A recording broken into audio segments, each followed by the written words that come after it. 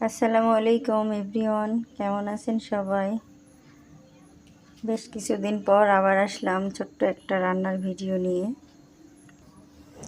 আমি আজকে প্রায় এক সপ্তাহ পর ঢাকা থেকে আসলাম। এসে তো দেখি বাসার অবস্থা সেই রকম এলোমেলো। মেয়ে মানুষ বাসায় না থাকলে যা হয়, পরিপাটি করার পর আর মন চাচ্ছে না ভারী কিছু রান্না করি। ক্ষুধাও লাগছে, কি করার, খাইতে হবে। তো দেখি ঝটপট করে কিছু একটু রান্না করতে চাচ্ছি। রান্নার উপকরণগুলো আমাদের এখানে আছে। আমি আটা আর ডিমের মধ্যে একটা বন্ধুত্ব তৈরি করতে চাচ্ছি। এই যে আমি একটু আটাটা হালকা লবণ দিয়ে গুলে নিছি, নিয়ে এরকম করে চামচ দিয়ে চেপে চেপে একটা রুটির মতো তৈরি করতেছি আর কি। জানি না কেমন লাগবে, তারপরে খাবার পরে বুঝবো কেমন হচ্ছে।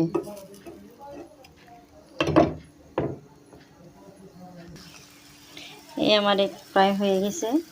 এখানে একটু ডিম আগের থেকেই আমার ভাঙা ছিল, ডিমটা একটু দিব।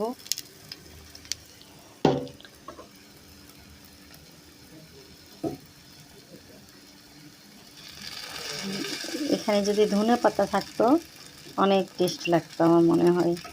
তো নেই তো কী করার, যা আছে সে দিয়েই করব।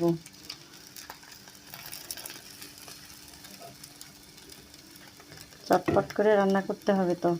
এখন প্রায় 10টা পার হয়ে গেছে, আস্তে করে জাল দিতে হবে। এখানে আমার আগে থেকে আরেকটা রুটি বানানো ছিল, আরেকটা তৈরি করা ছিল।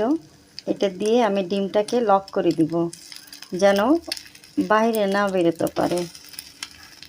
এই হলো আটা আর ডিমের বন্ধুত্ব, একে অপরকে জড়িয়ে আছে। ফাইনালি দেখা যাক কি হয়।